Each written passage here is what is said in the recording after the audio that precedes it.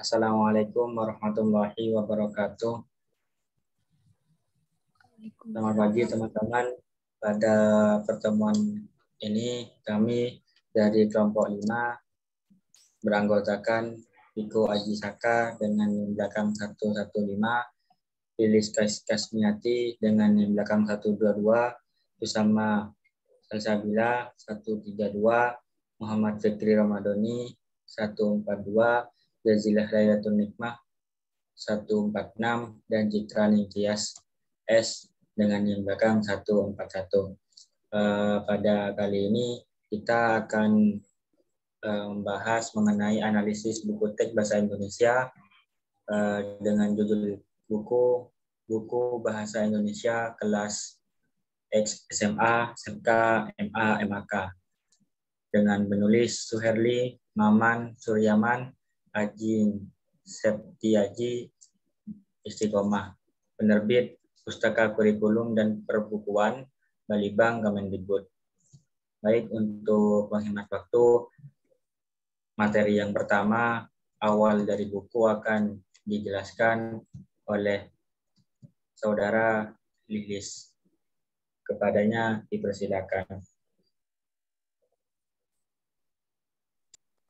Baik, saya Lilis Kasmiati dengan NIM 126. Di sini saya akan menjelaskan mengenai bagian buku teks awal yang aspek kelengkapan terdiri dari judul, halaman penerbit, kata pengantar, halaman daftar isi, halaman daftar gambar, halaman tabel, dan penomoran halaman.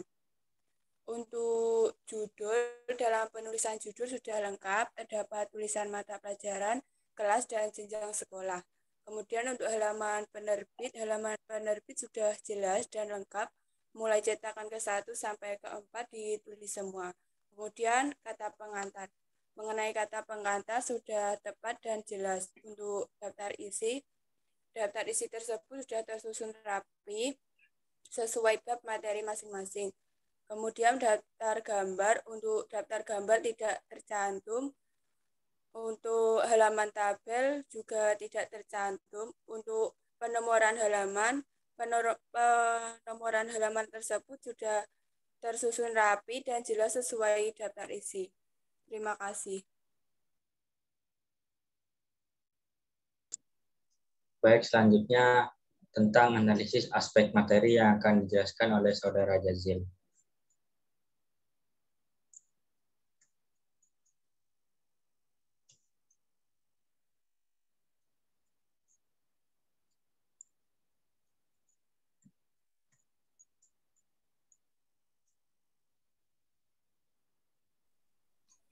Baik, untuk dari bab 1 ini, yang pertama materi menginterpretasi laporan hasil observasi dari materi 1 sampai materi akhir. Dari setiap materi sudah memenuhi syarat dan isi. Sudah sesuai judul dan terbukti dengan penjelasan yang deskriptif dan isinya juga sesuai dengan judul, dan untuk setiap KD itu sudah sesuai dengan kaidah-kaidahnya. Lanjut.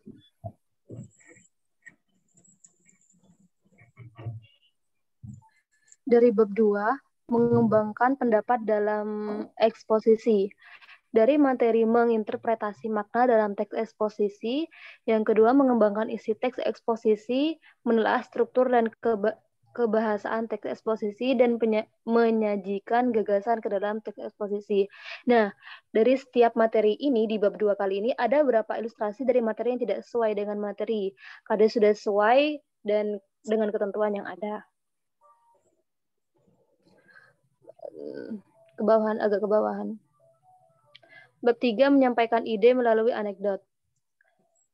Dari materi mengkritisi teks anekdot dari aspek makna tersirat sampai menciptakan kembali teks anekdot dengan memperhatikan struktur dan kebahasaan.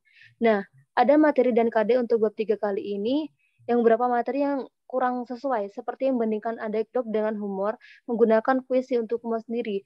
Karena dalam puisi tersebut ada beberapa diksi yang ketika orang membacanya tidak menjadi humor, tapi orang masih harus berpikir dahulu. Jadi untuk humornya sendiri masih belum dapat dan itu dikatakan masih belum sesuai.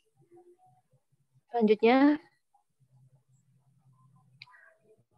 bab 4 melestarikan nilai kreatif lokal melalui cerita rakyat dari materi A yaitu mengidentifikasi nilai dan isi hikayat, sampai materi D mengembangkan cerita rakyat ke dalam,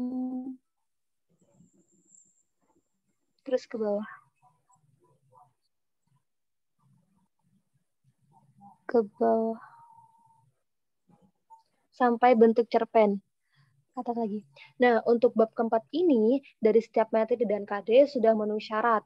Dari judul, dari judul dan isi itu sudah sesuai.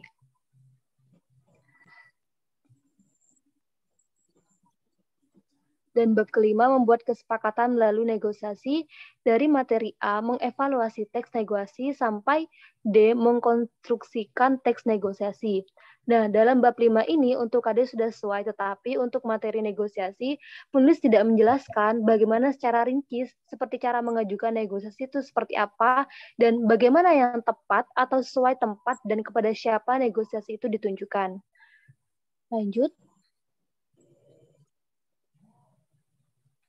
Adapun bab 6 di sini adalah berdebat dengan indah.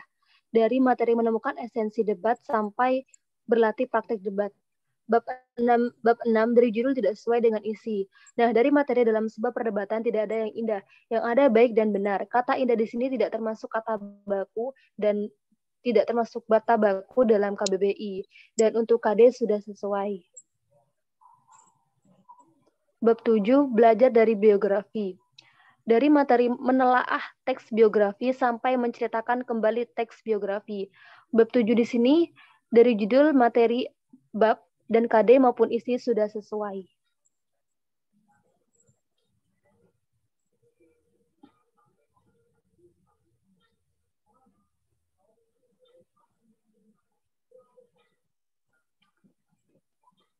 Bab 8 mendalami puisi.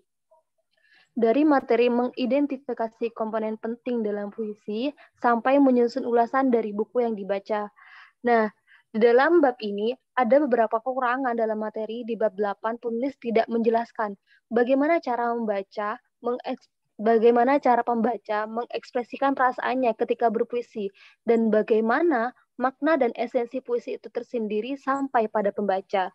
Dan untuk KD, saya rasa sudah memenuhi syarat semuanya.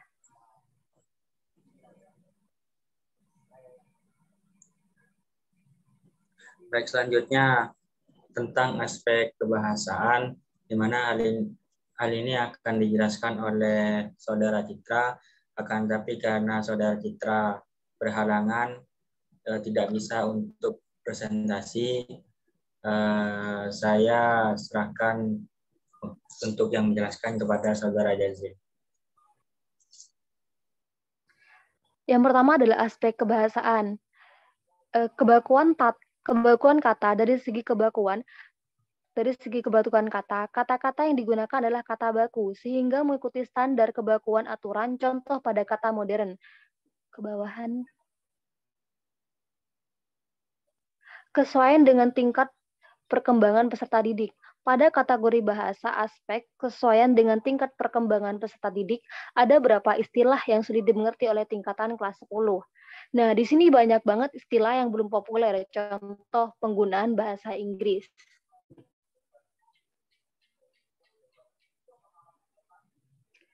Yang ketiga adalah ketepatan ejaan.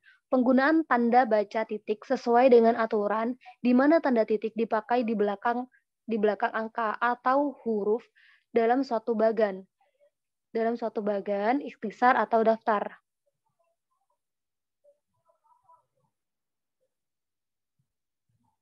Untuk selanjutnya saya serahkan kepada moderator. Baik, terima kasih. Selanjutnya analisis geografikan buku Bahasa Indonesia kelas 10. Ini akan disampaikan oleh Saudara Riko. Bismillahirrahmanirrahim. Yang pertama, Perbedaan adalah tata letak sampul. Tata letak pada buku ini sudah menarik.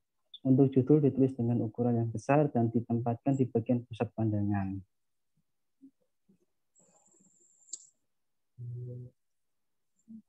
Selanjutnya ke bawah. Yang kedua, tipografi sampul. Tipografi pada buku teks ini cukup proporsional. Ukuran huruf pada judul berukuran besar. Untuk pewarnaan, judul buku memakai warna putih yang merupakan warna natural sehingga mudah untuk dikombinasikan dengan warna sampul.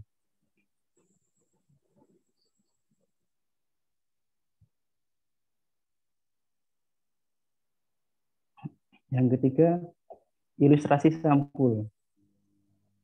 Penggunaan ilustrasi sampul yang di dalamnya melambangkan bendera merah putih serta terdapat peta negara Indonesia sangat tepat karena memiliki fungsi menjelaskan isi buku.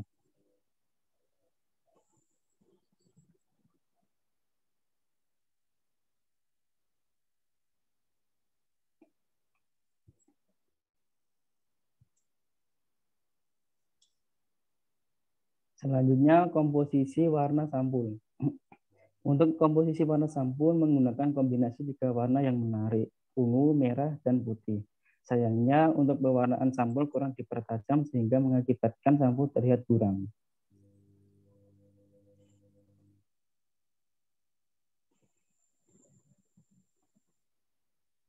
Selanjutnya untuk tata letak isi buku. Untuk tata letak pada buku ini memiliki keseimbangan margin antara halaman 1 dengan halaman selanjutnya.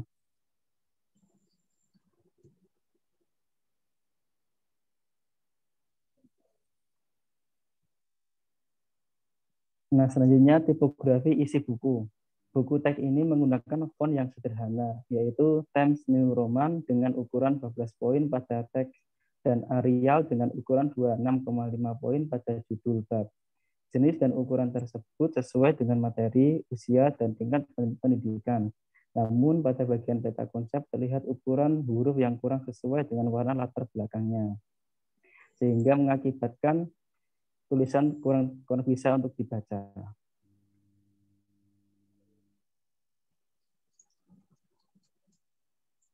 Selanjutnya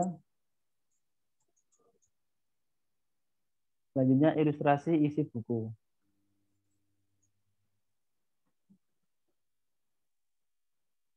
Pada bab 1 belum memuat ilustrasi yang sesuai dengan fungsi untuk memperjelas materi atau isi. Pada bab 1 sampai bab ke-8 telah memuat ilustrasi yang sesuai, menarik, dan kreatif karena memiliki fungsi memperjelas materi.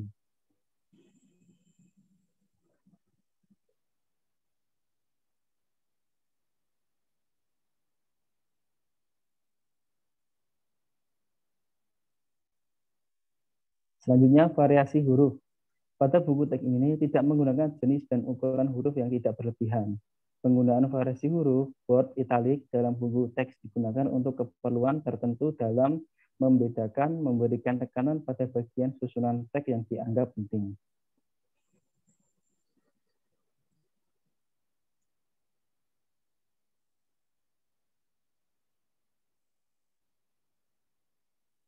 Selanjutnya yang terakhir adalah susunan teks. Pada susunan teks buku ini, pembuatan paragraf memiliki susunan yang hierarkis dan proporsional.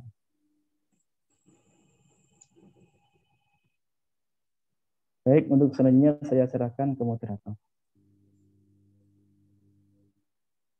Baik, terima kasih. Selanjutnya bagian akhir buku yang akan dijelaskan oleh saya sendiri. Yang pertama di sini ada glosarium, di mana glosarium di sini merupakan contoh kecil yang sekiranya mudah dipahami. Dan di sini sudah sesuai dan juga mudah dicari karena sudah urut berdasarkan abjad. Kemudian ada daftar pustaka. Pada referensi daftar pustaka sudah benar, akan tetapi pada daftar pustaka bagian internet itu tidak dicantumkan waktu dan tanggal ketika diakses. Kemudian ada profil penulis. mengenai profil penulis sudah tepat dan jelas. Kemudian ada profil penelaah. Pada profil penelaah ini sudah cukup jelas, akan tetapi foto dari penelaah tidak ada. Kemudian untuk profil editor, ini sebenarnya untuk profil editor tidak perlu dicantumkan. Dan yang terakhir ada quotes atau kata-kata, di mana kata-katanya ini tentang narkoba. Nah, di sini kurang cocok menggunakan kata-kata yang berkaitan dengan narkoba. Lebih baik jika ingin menyantumkan kata-kata atau quotes, lebih baik tentang kebahasaan. Baik, seperti itu presentasi dari kami. Mohon maaf apabila ada kesalahan. Assalamualaikum warahmatullahi wabarakatuh.